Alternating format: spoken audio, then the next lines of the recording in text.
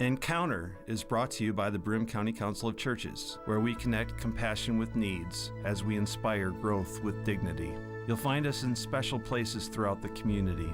For those who remain hungry, we provide meals. For those who are challenged, we build wheelchair ramps. We comfort those who are ill, minister to those who are confined, and we remain an advocate for change and understanding on behalf of every element of our community.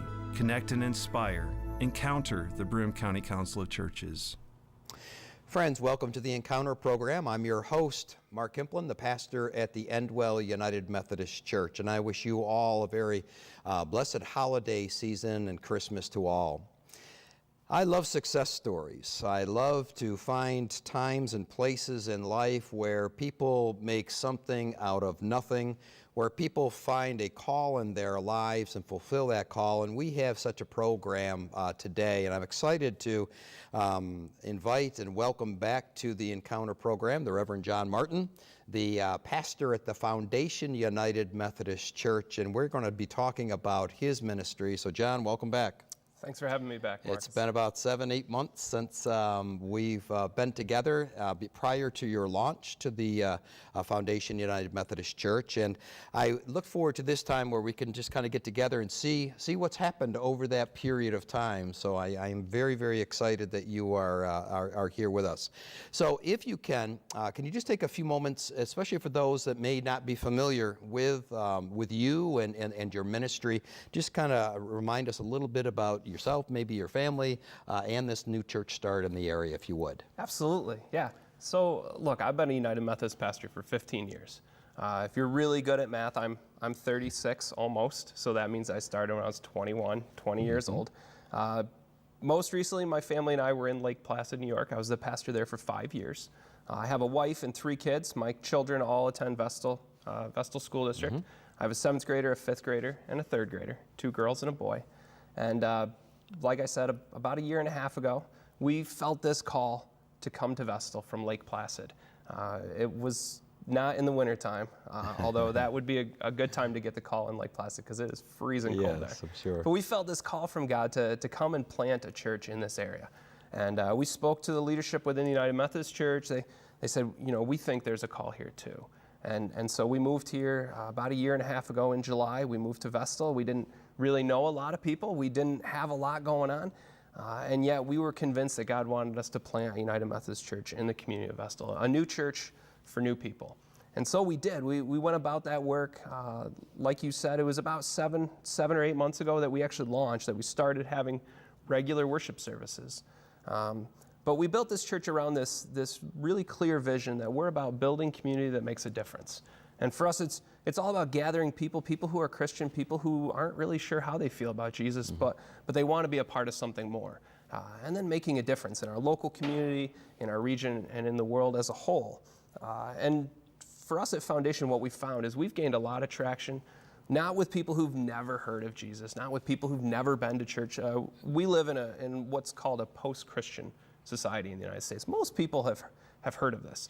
A lot of people have heard of this when they were forced when they were kids, and they've since rejected it. So we, for instance, we have this young man in our church who's been with us since day one. But he said that he and his family stopped going to church when he was 7 years old.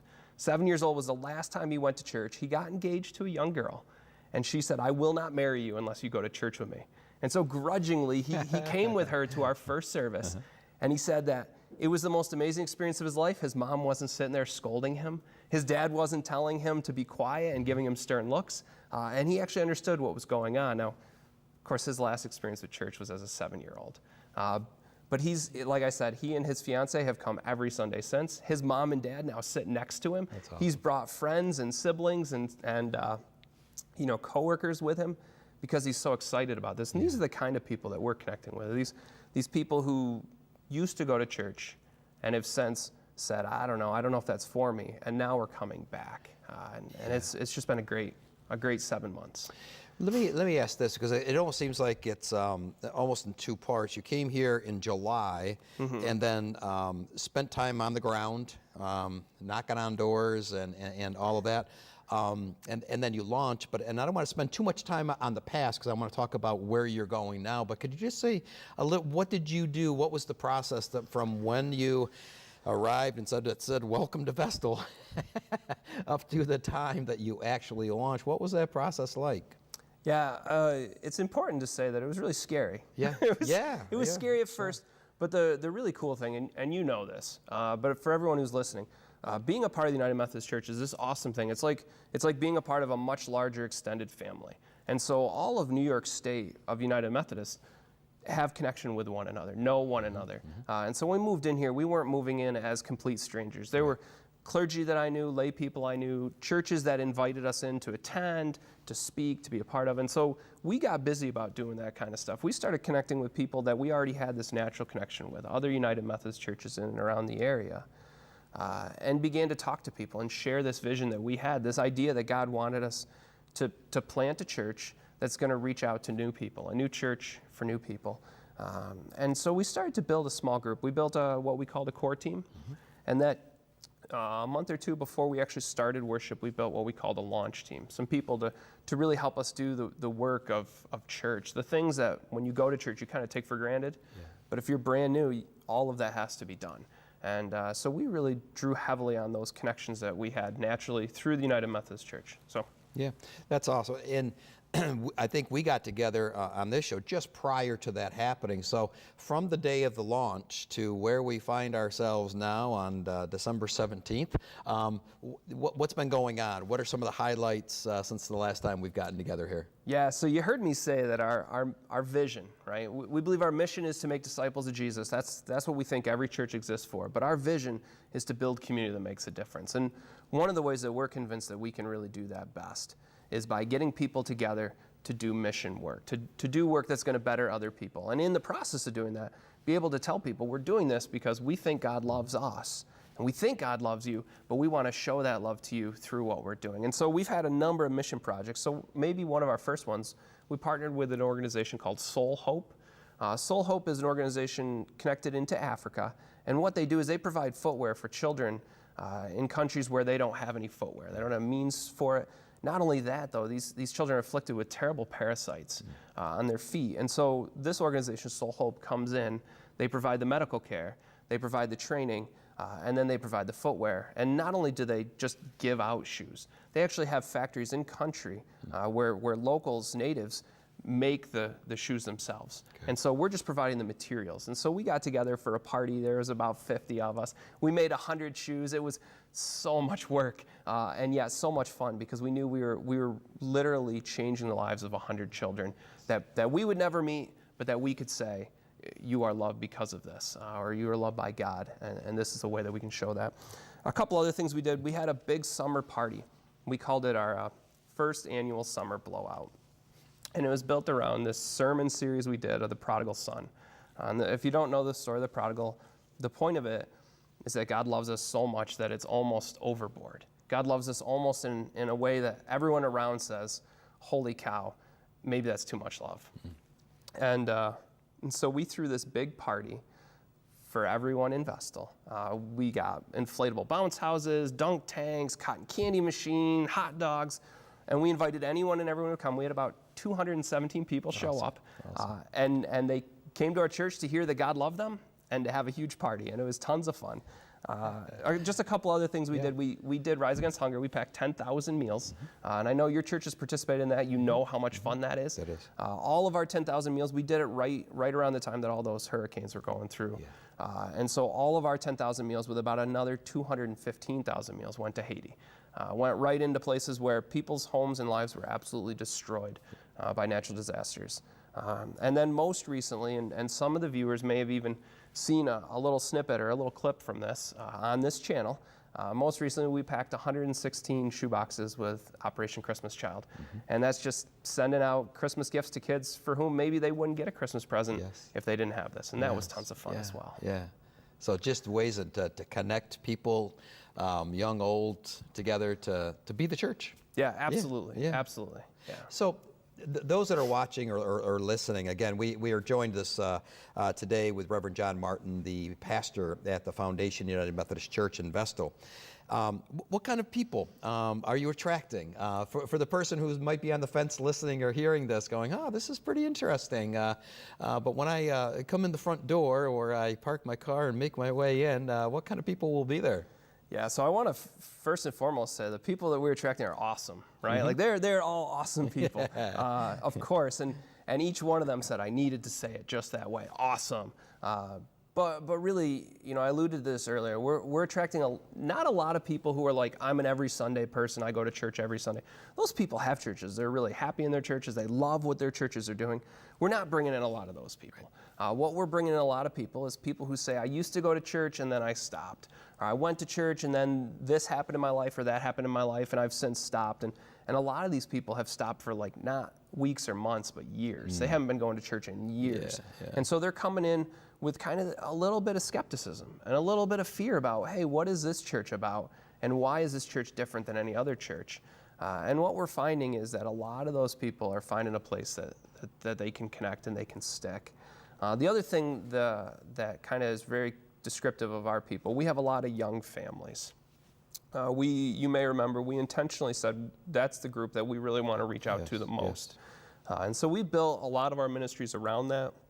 We've tried to make our service very friendly for young families, and we found that we have a lot of that. So on a given Sunday, our church runs somewhere around 75 people, sometimes more, sometimes less, but about a third of those people are children.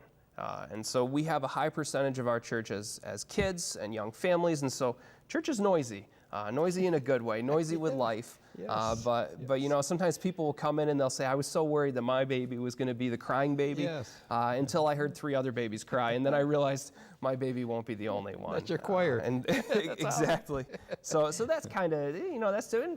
Look, we have what we think is a diverse congregation in age, in gender, and ethnicity. We have a broad spectrum of people. But we definitely tend to run more of those people who aren't so sure about church and those young families. Yeah. That's exciting to hear, because so many times I think we gauge growth, especially within mainline denominations, with the shuffling of the saints, which isn't growth at all. Yeah, that's right. It's just people kicking the tires and seeing what happens. But this is a whole new area, and it's great to hear that you had a target and you hit the target. So far, really absolutely. So let's talk about those young families and the kids and such things. What do you offer the children, the youth? What's been the thing that's really been the catalyst to drawing them there? Yeah, like I said, one of the most important things I think is that people see other people like them. And so, we have some great programs, but the fact that when a family walks in, they see another family with kids around the same age, they see other families with kids younger, kids older, that right away makes them feel comfortable that, everyone understands what it means to have a kid in worship. So there's kids eating snacks and scribbling on stuff they shouldn't be scribbling on. And, all of that is going on. But specifically, we offer what we call Foundation Kids. Most people would call it Sunday school, but we just want to sound cool. So we call it Foundation Kids. We offer Sunday school during worship. And so what happens is kids will come in. They get to start the service off with their family. There's a song. There's some welcoming. They have a kids' time. And then we invite them, if the parents want them to go down to either Sunday school or nursery, depending on their age. And there they have a video-based Bible story told to them. And then the rest of the time is built around activities. So games and crafts and skits. And the kids get to do all kinds of stuff to reinforce the lesson that they're learning or to learn it. And then almost every week, the kids get to go home. Now, we don't call it homework, because kids have a lot of homework already. Yes. But essentially, they go home with the opportunity to practice what they've learned and some kind of tangible reminder to help them practice it. A little booklet or a little thing. They're doing this cool thing for Christmas right now with little coupons. And so they go home and they have little generosity coupons. And if they fill out their booklet and get it signed, they get to come back and get a prize.